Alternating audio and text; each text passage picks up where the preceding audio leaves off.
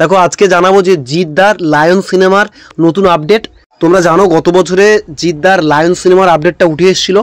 শোনা যাচ্ছিল যে রায়হান রাফির সাথে, বাংলাদেশের পরিচালক রায়হান রাফির সাথে কিন্তু জিদ্দা একসাথে কাজ করতে চলেছে এবং যৌথ প্রযোজনা সংস্থার সাথে, এবং যৌথভাবে সিনেমাটা তৈরি হবে, যে সিনেমাটার নাম হবে লায়ন।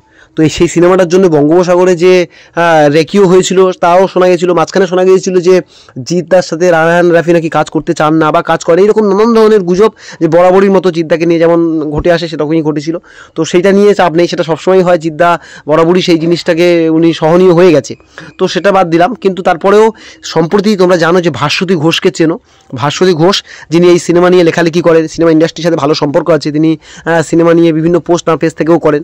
তো তিনি সম্প্রতি একটা ইন্টারভিউ দিয়েছেন এবং সেখানে তিনি বলেছেন যে জিদ্দা লায়ন সিনেমাতে একেবারে ভয়ঙ্কর রূপে আসতে চলেছেন। কারণ তিনি এইভাবে বলেছেন যে যেভাবে খাদান সিনেমাকে দেখে সবাই বলছে যে দেবের এটা একটা কমার্শিয়াল সিনেমায় কামব্যাক, একই রকমভাবে জিদ্দার লায়ন সিনেমাটাকে আসতে দিক, তারপরে সেই সিনেমাটা আসার পর বুঝবে যে জিদ্দা কমার্শিয়াল সিনেমায় কোন লেভেলে নিয়ে যেতে পারে, মানে কোন জগতে যে জিদ্দা কমার্শিয়াল সিনেমা নিয়ে যায় সেটা আমরা আগেও দেখেছি কিন্তু বস সিনেমা থেকে বস 2-তে। কারণ জিতের তোমরা যদি দেখো জিদ্দার কিন্তু ভয়ঙ্করভাবে কমার্শিয়াল সিনেমার একটা ফেস আছে। সবাই জানে কমার্শিয়াল সিনেমা মানে বাংলা ইন্ডাস্ট্রির প্রথম যে মুখটা আছে তিনি হলেন জিদ্দা। তো সেই কারণে রায়হান রাফির সাথে জিদ্দা যে কাজটা করতে চাচ্ছে, আর রায়হান রাফি বাংলাদেশের একটা অনেক বড় মাপের পরিচালক বাংলাদেশের। তো জানো ভয়ঙ্কর সিনেমা সব উপহার দিয়েছেন, মানে অসম্ভব সব সাফল্য হয়েছে যে সিনেমাগুলোতে রায়হান রাফি করেছেন। তো সেই কারণে অনেক বেশি বাজেটে, যেহেতু যৌথ সংস্থা আছে বাংলাদেশ এবং ভারত, সেই কারণে বাজেটও যথেষ্ট ভালো হবে। তবে এটাও শোনা যাচ্ছে যে এটা কিন্তু ভারত এবং বাংলাদেশে একসাথে রিলিজ হতে পারে।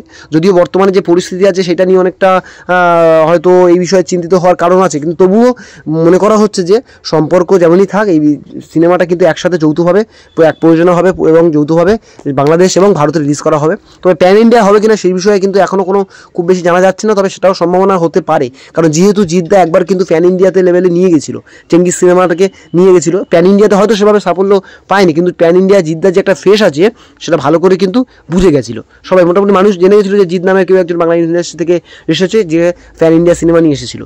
যদিও চেঙ্গিস সিনেমাটা এখানে ভীষণ পরিমাণে হিট হয়েছে, কিন্তু বাংলাদেশে এই প্যান ইন্ডিয়াতে সেভাবে চলেনি। যাই হোক, মোটামুটি এই সিনেমাটা হিট হয়েছে। তারপরে বুমেরাং সিনেমাটাও ভালো হিট হয়েছে। তো অনেকে হয়তো মানে না যে বুমেরাং সিনেমা হিট হয়েছে, কিন্তু না, বুমেরাং সিনেমাটাও হিট হয়েছে। তো সেই কারণে জিদ্দার একটা ফেস ভ্যালু আছে কমার্শিয়াল সিনেমা হিসেবে।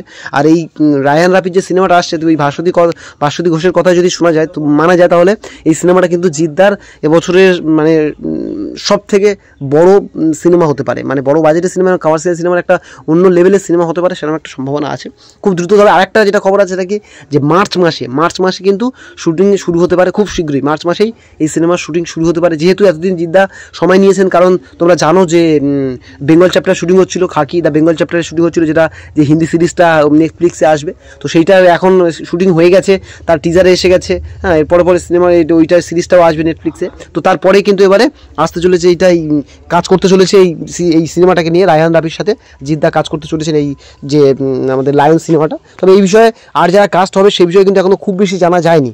তবে আশা করা যাচ্ছে যে খুব দ্রুত আরও বিস্তারিত সব কিছু জানা যাবে। তো এই বিষয়ে আপনাদের কি মতামত অবশ্যই কমেন্ট করে জানাবেন, এবং যদি চ্যানেলে নতুন হয়ে থাকেন অবশ্যই চ্যানেলটিকে সাবস্ক্রাইব করে পাশে থাকা বেল আইকন ক্লিক করে নোটিফিকেশন অন করে নেবে। ধন্যবাদ।